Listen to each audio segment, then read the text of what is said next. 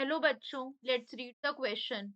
The eclipsed and staggered forms of ethane are said to differ in this question. The key concept is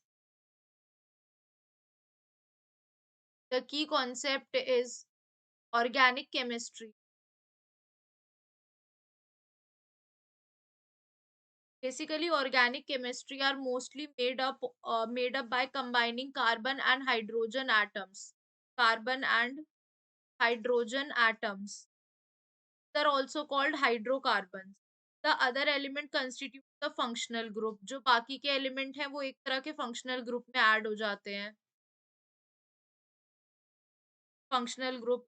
और carbon और hydrogen जो होता है basic attached by single double और triple bond. जो rotation होता है atoms का अराउंड डबल और ट्रिपल बॉन्ड वो रेस्ट्रिक्टेड होता है because of the shape of the orbital.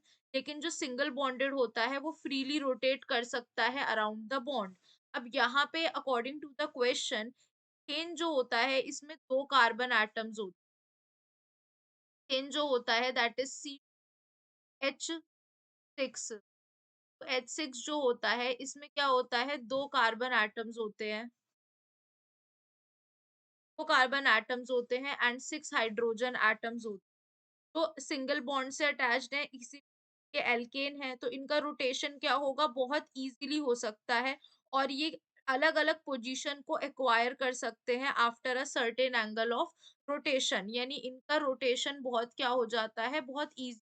ये सिंगल बॉन्डेड है तो इनका रोटेशन बहुत इजीली हो सकता है अलग अलग एंगल पे. इसी रोटेशन से जो स्ट्रक्चर्स बनते हैं अलग अलग उन्हें हम क्या कहते हैं कन्फर्मेशंस.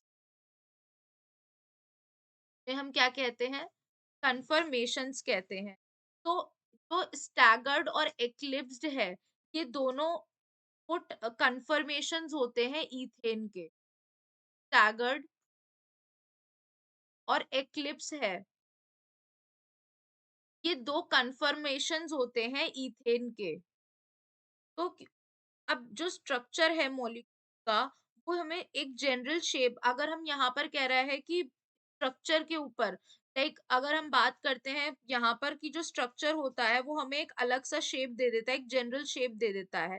कॉन्फ़िगरेशन की अगर हम बात करें तो ये एक अलग टर्म होता है जिसको हम यूज करते हैं to show the position of all the atoms in space of a molecule. और मॉलिक्यूलर फॉर्मूला जो होता है ये रिप्रेजेंट करता है count of the atom present in a molecule.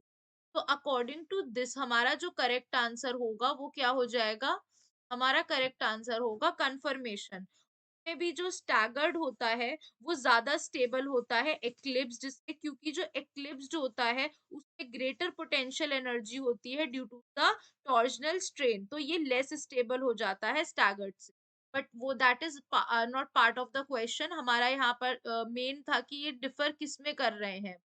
is differ in the confirmation. तो we can say that कि हमारा जो correct answer होगा that will be option number D, that is confirmation.